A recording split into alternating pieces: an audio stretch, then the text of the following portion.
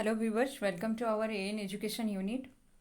कल जो RST exam में जो जो क्वेश्चन आया था उसमें से कुछ क्वेश्चंस जो मुझे बताया गया है कि ये क्वेश्चन आया था, उसके अकॉर्डिंग मैं सारा क्वेश्चंस को अभी डिस्कस करूँगी। इसमें सारा क्वेश्चंस को डिस्कस करना तो पॉसिबल नहीं है। जो क्वेश्चंस बताए गए हैं उन लोगों को याद था, उस क्वेश्चंस को डिस्कस करके हम कोशिश करते हैं इसके थ्रू कि पता कर पाए कि मतलब कटअप हो कितना सकता है। ठीक है, आप लोग ये जो 31 क्वेश्चंस है इसमें से कितना आप लोगों का सही है वो आप लोग बताइए। इसके थ्रू हम लोग एक एवरेज पकड़ पाए कि कटअप कहाँ तक जा पाएगा। बाकी कल का जो एग्ज़ाम जो हुआ है वो तो आप सबको पता है कि आउट ऑफ सिलेबस था।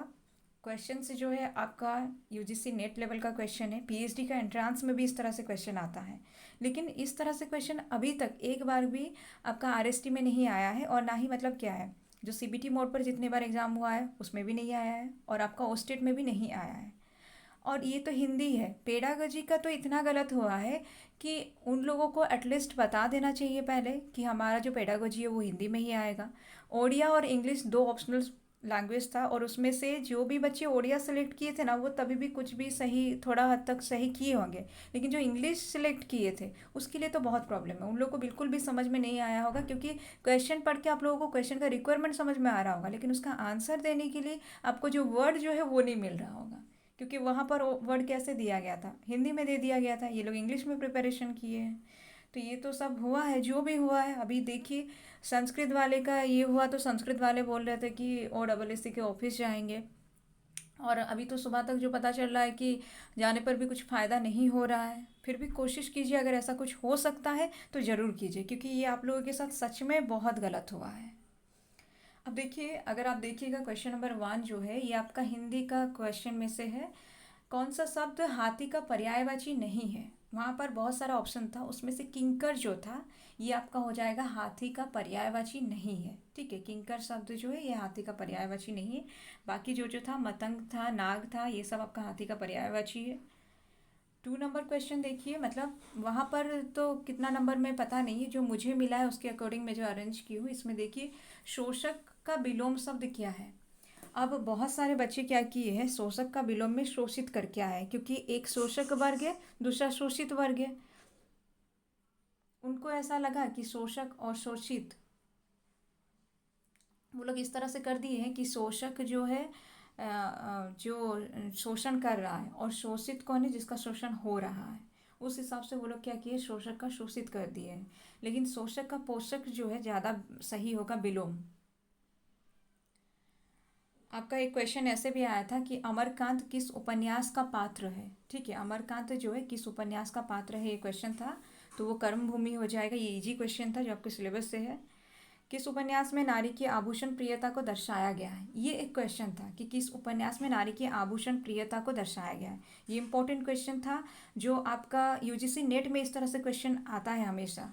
तो ये हो जाएगा आपका आंसर, गबन होगा। पता नहीं आप लोग कितने सही किए हैं, जो जो सही किए हैं कितना इसमें से सही हो रहा है वो कमेंट के थ्रू बताइए, और कितना क्वेश्चन आप लोग किए हैं उससे फिर आप लोग कितना एक्सपेक्ट कर रहे हैं वो बताइए, ताकि हम लोग एवरेज जान पाए कि कितना कट ऑफ जाएगा। 5 नंबर देखिए, सही वर्तनी कौन सा है, वहाँ पर जो दिया गया था उसमें से आपको सही वर्तनी बताना है। एक क्वेश्चन इस तरह से था कि क्लेश का जो है सही वर्तनी, तो यहाँ पर तालव्य शो होगा, तो क्लेश इस तरह से हो सकता है। कोई जो भी ये सही किए हैं उनका सही होगा, ये वाला जो सिलेक्ट किए हैं। रजिया किस विधा की रचना है। अब देखिए, रजिया किस विधा की रचना है, इसके बारे में बहुत सारे बच्चे कमेंट किए हैं कि वहाँ पर जो ऑप्शंस में से दो ऑप्शन यही था, मतलब रेखा चित्र जो लिखा गया है वो दो ऑप्शन में रेखा चित्र लिखा था, और दोनों का स्पेलिंग भी सही था। तो इस तरह से अगर आया होगा ये काफ़ी, मतलब इस शायद इसमें आप लोगों को ग्रेस मिलेगा ही, क्योंकि दो ऑप्शन को वो लोग सही ऑप्शन दो बार डाल दिए हैं। अतिथि का पर्याय नहीं है, क्वेश्चन था आपका अतिथि का पर्याय नहीं है, तो वहाँ पर पाहन एक ऑप्शन था, वो सही था, क्योंकि पाहन का मतलब होता है पत्थर। सूरदास किस रस के कवि थे, ये एक क्वेश्चन है कि सूरदास किस रस के कवि थे। देखिए, आपका आरएसटी के सिलेबस से जो जो क्वेश्चन आया बहुत ही ज़्यादा इजी क्वेश्चन था। उसमें से एक क्वेश्चन था, शायद मैं वो नहीं दी हूँ, उसमें था कि मनोविकार पर आधारित रचना, इस तरह से कोई क्वेश्चन था, तो वो आपका क्रोध हो जाएगा। जो भी क्रोध किए हैं वो आपका सही है। सूरदास किस रस के कवि थे? तो ये वात्सल्य होगा। हिंदी की पहली कहानी कौन सी है? तो रानी केतकी की कहानी ये पहली कहानी 1803 में ये लिखी गई थी। बहुत इंपॉर्टेंट है ये एग्ज़ाम में जो है यूजीसी नेट का एग्ज़ाम में आया था, लेकिन यही क्वेश्चन देखिए आपका आरएसटी में आया है। तो सोच लीजिए वो लोग क्वेश्चन किस लेवल का तैयार किए हैं। प्रसाद द्वारा लिखित एकांकी कौन सी है? ये क्वेश्चन था। तो उसमें एकांकी में से अगर आप देखिएगा यहाँ जो है आपका हो जाएगा एक घूंट होगा। ठीक है, 10 नंबर का एक घूंट होगा। यहाँ पर आंसर में एकांकी ही लिख दिया गया है, 1930 एक घूंट। ठीक है, प्रसाद द्वारा लिखित जो एकांकी है। हार में ऐसा उपसर्ग लगाने पर उसका अर्थ भोजन बनेगा। तो हार में ऐसा उपसर्ग लगने पर उसका अर्थ जो भोजन बनेगा, वहाँ पर जो आ ऑप्शन था वो सही होगा। आहार जो होता है वो भोजन होता है। सूरदास की रचना नहीं है क्वेश्चन था, वहाँ पर एक ऑप्शन था पार्वती मंगल। तो ये क्वेश्चन है जिसमें आप लोग शायद सही कुछ बच्चे किए होंगे, क्योंकि ये आपका गाइड में दिया गया था इस तरह से कुछ क्वेश्चन। तो सूरदास की रचना नहीं है, पार्वती मंगल। कृष्ण गीतावली किसकी कृति है? ये तुलसीदास द्वारा लिखी थी कृष्ण गीतावली। वो राम भक्त कवि थे लेकिन कृष्ण पर भी लिखे थे। तो कृष्ण गीतावली जो है तुलसीदास लिखे थे। ये सारा क्वेश्चन जो है ना आपका, आप पीएचडी का एंट्रांस दीजिए, उसमें ये सब मिलेगा आपको। यूजी पीजी का जो एंट्रांस हो रहा है उसमें भी ये सारा क्वेश्चन आपको मिलेगा। लेकिन इस तरह से हिंदी साहित्य का क्वेश्चन जो है आपका अभी तक नहीं आया था हिंदी टीचर के लिए, टीजीटी के लिए नहीं आया था उड़ीसा में। उपकुल का उपसर्ग, ठीक है, उपकुल का उपसर्ग क्या होगा? उप होगा उपसर्ग। अबला जीवन है तुम्हारी यही कहानी, ये जो है आपका यशोधरा से लिया गया था। ये पंक्ति देकर पूछा गया था कि ये किस रचना से ली गई है, तो ये यशोधरा है। मधुलिका पात्र है, ये पुरस्कार का है। वहाँ पर आपका झांसी की रानी से भी एक पंक्ति देकर पूछा गया था, तो वो झांसी की रानी आंसर बनेगा। झांसी की रानी से भी पंक्ति देकर पूछा गया था कि ये किसका, मतलब इसके जो कवि के बारे में पूछा गया था या फिर रचना के बारे में पूछा गया था। वो तो क्योंकि अभी क्या हो गया है, जितना भी कमेंट आ रहा है, बहुत सारे बच्चे क्या कर रहे हैं ना, क्वेश्चन को उनको एग्जैक्ट याद नहीं है। वो लोग बस इतना कह रहे हैं कि इससे एक क्वेश्चन आया था। तो जो भी हो उससे एक क्वेश्चन आया था। मधुलिका पात्र जो है पुरस्कार से है। ये क्वेश्चन था कि पुष्टि मार्ग का जहाज जात है, सो जाको कछु लेना हो सो ले। ये जो है ये वल्लभ संप्रदाय के प्रवर्तक श्री विठल नाथ के बारे में यहाँ पर बोला गया। ऑप्शन में दिया गया था कि कौन ये कथन किसकी है, तो वहाँ पर आपका आंसर जो है विठल नाथ होगा। ये इम्पोर्टेंट है। पता नहीं ये कितने सारे सही किए हैं, लेकिन ये आपका जो भी यूजी पीजी सही से किए हैं ना, वो लोग बहुत हद तक क्वेश्चन को सही करेंगे। 17 का आपका जो दिया है कि पुष्टि मार्ग का जहाँ जात है सो जाको कछु लेना हो सो लेऊ, जो दिया है ये आपका विठल नाथ बोले थे। अष्टावक्र जो है, अष्टावक्र विष्णु प्रभाकर ने लिखा था। ये क्वेश्चन था आपका सिलेबस से। कवयित्री ये सही वर्तनी वाला था। जो कवयित्री ये स्पेलिंग सही है, क व इत्री होगा, ये सही है।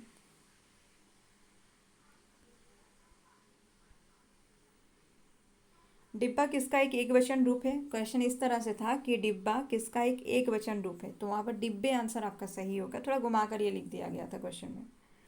देवनागरी लिपि का नाम है। हिंदी और संस्कृत जो लिखते हैं हम या पढ़ते जो है, वो जो हम जो लिपि का जो इस्तेमाल होता है उसमें, वो आपका देवनागरी है। ये हिंदी है, मतलब ये स्त्रीलिंग है। हिंदी की सर्वप्रथम कहानी समझी जाने वाली कड़ी के अंतर्गत सैयद इंशा अल्लाह खां की रानी केतकी की कहानी, ये जो पहले बोला गया था उसी से है ये कि आपका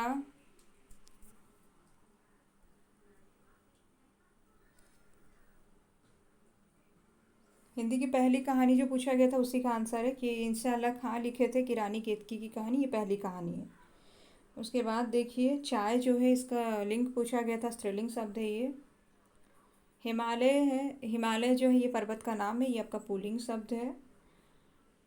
कबीर को वाणी का डिक्टेटर हजारी प्रसाद द्विवेदी ने कहा था। इम्पोर्टेंट क्वेश्चन है, लेकिन आरएसटी में भी आपका आ गया है ये क्वेश्चन कि कबीर को वाणी का डिक्टेटर हजारी प्रसाद द्विवेदी ने कहा था। रामचंद्र शुक्लों ने कबीर की भाषा को सद्दुगड़ी भाषा कहा था। क्वेश्चन था कि सद्दुगड़ी भाषा के बारे में एक क्वेश्चन बना था, तो उसका क्वेश्चन के अकॉर्डिंग आंसर आप लोग देख लीजिएगा कि रामचंद्र शुक्लों ने कबीर की भाषा को सद्दुगड़ी भाषा कहा था।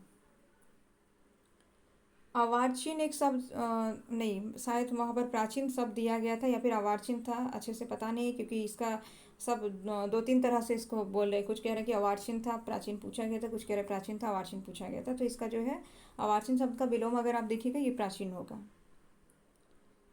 कमल की तरह,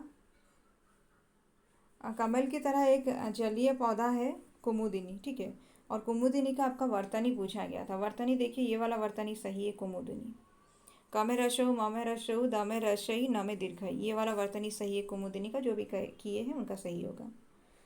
उसके बाद देखिए चिप की दावत पूछा गया था कि ये कहानी के लेखक कौन है, तो भीष्म शाहनी हो जाएगा।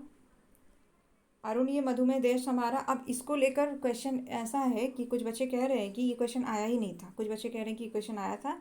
तो ये कॉर्नर लिया गाती है, आप लोग थोड़ा मुझे ये बताइएगा कि इससे एक्चुअल क्वेश्चन क्या आया था, कि अरुण ये मधुमेह देश हमारा क्वेश्चन था जो किस नाटक से है, या फिर ऐसा था कि कौन गाती है, या फिर ये आया ही नहीं था, आप लोग बताइएगा।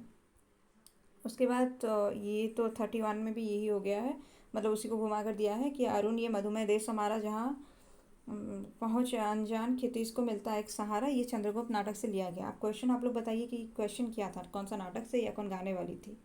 तो यहाँ पर था आपका 30 क्वेश्चंस। आप लोग मुझे बताइए कि कितना सारा क्वेश्चन आप लोग सही करके आए हैं और कितना क्वेश्चन आप लोग किए हैं। मतलब मान लीजिए कोई 100+ किए हैं कि उससे कम किए या उससे ज़्यादा, जैसे कि 110 से ज़्यादा किए कि 20 से ज़्यादा किए, जितना भी आप लोग किए हैं वो मुझे बताइए। और आप लोग कितना मार्क एक्सपेक्ट कर रहे हैं, जो आपको लग रहा है कि इतना मेरा सही आ जाएगा, उसको बताइए, ताकि उस हिसाब से हम लोग एवरेज एक कट ऑफ को डिसाइड कर पाएँ। क्योंकि अभी बच्चे जो है बहुत परेशान है, इतने सारे मैसेजेस हैं कल से लेके आज तक, मतलब एग्ज़ाम ख़त्म होने का मुझे लग रहा है कि 5-4 मिनट्स के बाद में ही ये लोग जब तक फ़ोन तक पहुँचे वहाँ से मैसेजेस मुझे करना शुरू किए हैं।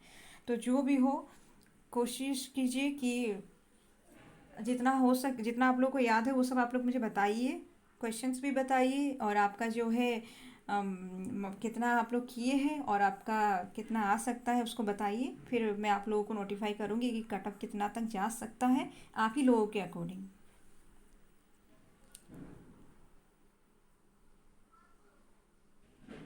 और एक चीज़ अगर कुछ हो सकता है, जैसे कि अगर OSSC ऑफिस पर विजिट करने पर अगर कोई फ़ायदा होता है तो ये सबको बताइए, और अगर इस तरह से कोई इन्फॉर्मेशन मिलता है मुझे बताइए, ताकि बहुत सारे लोगों को उससे जोड़कर कुछ किया जा सके। क्योंकि अगर कुछ हो सकता है तो करना चाहिए, और सरासर ये गलत है, नाइंसाफ़ी है आप लोगों के साथ। अगर कुछ हो पाता है तो कोशिश ज़रूर कीजिए।